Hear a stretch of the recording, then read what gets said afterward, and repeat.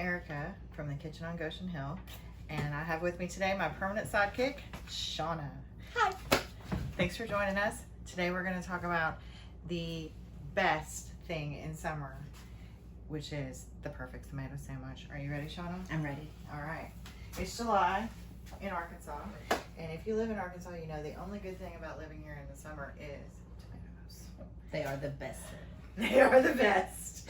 So today we're going to talk about a perfect tomato sandwiches. There are other tomato sandwiches. There are other sandwiches that involve tomatoes. None of them are what we're talking about today, because a perfect tomato sandwich is about what? Tomatoes. Tomatoes.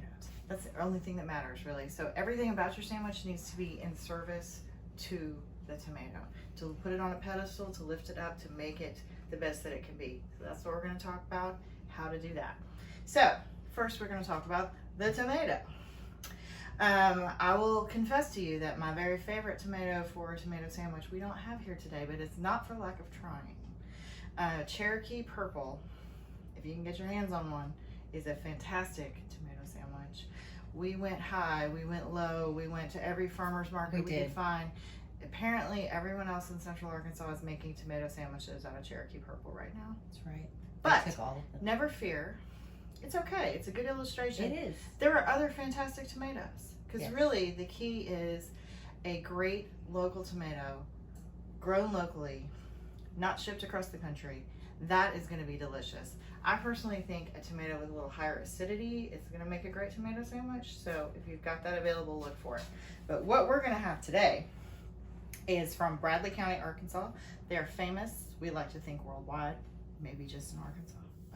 They're Bradley County Pinks. You can see they're a little pink.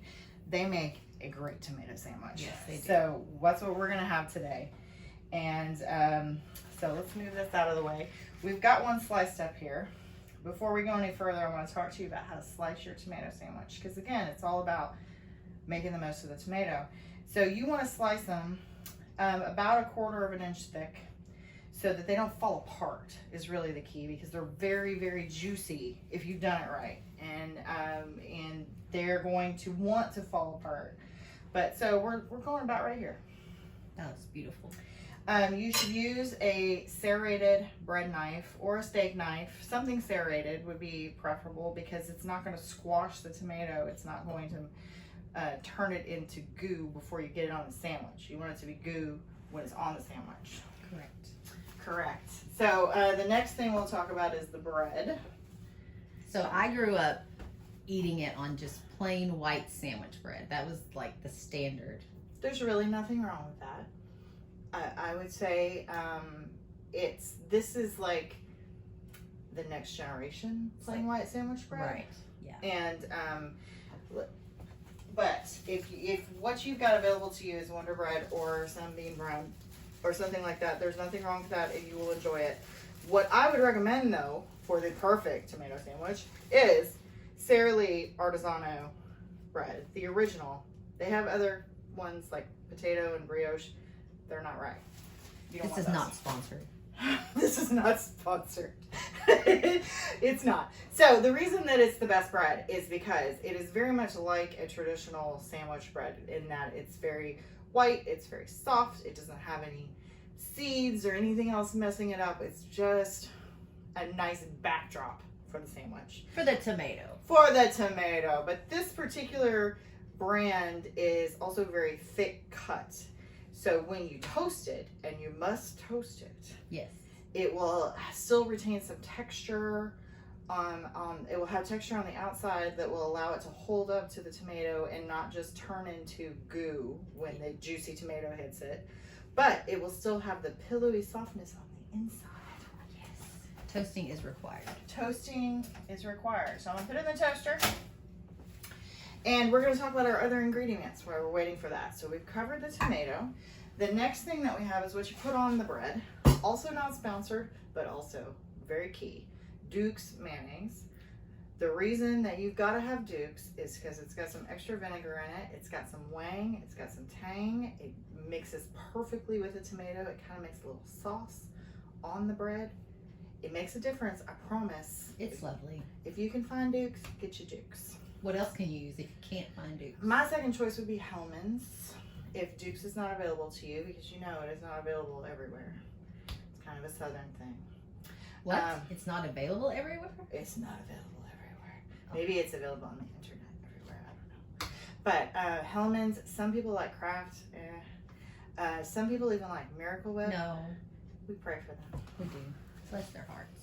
Bless their hearts.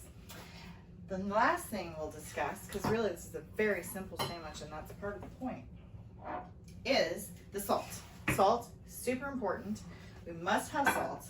You cannot have a tomato sandwich without salt. But you have some choices on which salt you like. You can use table salt if that's what you've got available. It'll work. But other kinds of salt might add a little bit more to it and again, lift up the tomato. So choice number one would be a kosher salt. This is a Diamond Crystal kosher salt. It's really just easy to sprinkle with your fingers, unlike table salt. So you can get exactly the right amount of salt that you like. Then we have Malden sea salt, which is large flakes. I'm going to come over here so maybe you can see it. Can you see that? There you go. This way. Oh. So they're very large flakes, which is fun if you really want to not only taste your salt, but feel the texture. Because it'll be a little crunchy. It'll have like a little crunch. Like, I don't know if you've ever put potato chips on your sandwich.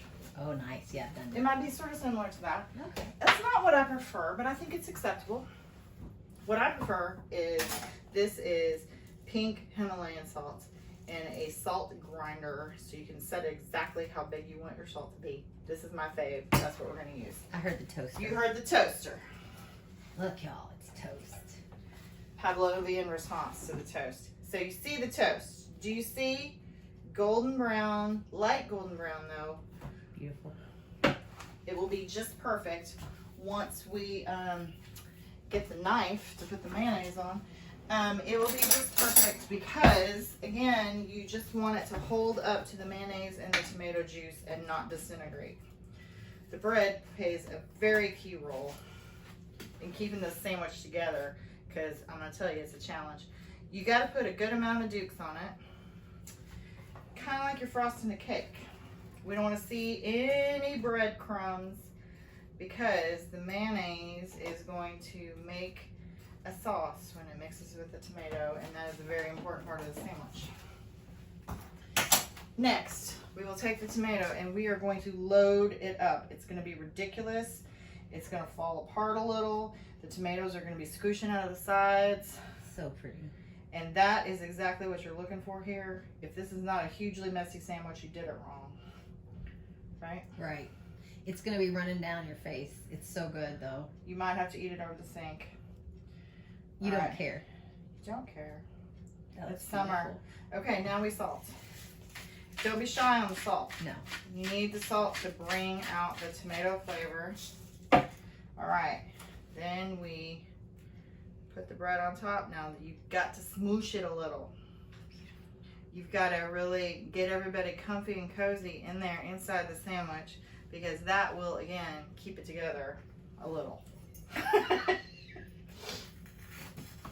Next, we cut it in half. Again, helps keep it together. If you try to bite it whole, it's kind of hard. And we have, behold, the perfect tomato sandwich. Oh, that's beautiful. Can you see it? It's Shauna? beautiful. Yes, it's amazing. You want a piece, I don't you? do. Can I have some? Of course. Okay.